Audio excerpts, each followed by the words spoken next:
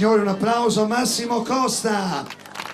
Ciao, ciao a tutti, grazie, grazie. La mutuata di poc'anzi, in realtà la mutuata è uno dei personaggi di uno spettacolo che Massimo porta in giro per tutta Italia. Lui era, pensate, a Brindisi qualche giorno fa e poi è venuto qui in Sardegna, è venuto qui a trovarci, in realtà è qui in vacanza. Noi l'abbiamo subito pescato e anche se ultimamente il tuo personaggio di punta è sicuramente Pippo, che poi è il personaggio di Camera Café, un programma che, pensate, viene visto da circa 7 milioni di persone. Bravissimo. La cosa mi spaventa perché noi diciamo siamo primi dei dati Auditel con Sassari in Piazza, ci guardano circa 80.000 persone. No, ma è una bella trasmissione anche questa, che c'entra? Camera Caffè, Camera Caffè, Camera Caffè. Allora no, Massimo, anche Sassari in Piazza. Camera Caffè, il personaggio che tu fai Camera Caffè è un po' particolare perché va sempre in bagno sto personaggio, viene soprattutto in bagno ogni volta. Beh, Pippo è un po' una vittima, ma d'altronde Pippo è vittima anche della società, perché Camera Caffè è preso ad esempio di tanti uffici dove succedono naturalmente, come in tutte le grandi famiglie,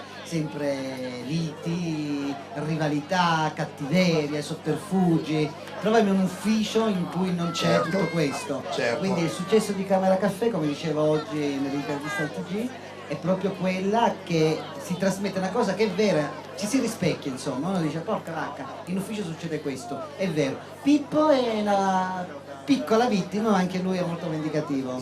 Lo vedrete nelle prossime puntate. Ecco. Chi è che segue Camera Caffè? Alza la mano che segue ma guarda! Ti piace Pippo? Abbiamo dei fans. Lo dirò a Milano adesso a settembre quando ricominceremo la trasmissione.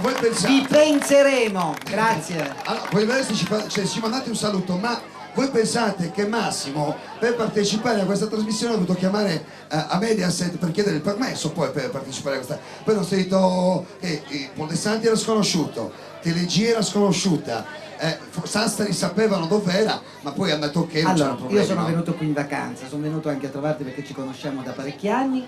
Giustamente, avendo un contratto Mediaset, ho dovuto chiedere il permesso perché noi tutti non si può apparire in trasmissione, non si possono fare pubblicità, non si può andare da nessuna parte se la produzione di Camera Caffè non dà l'ok.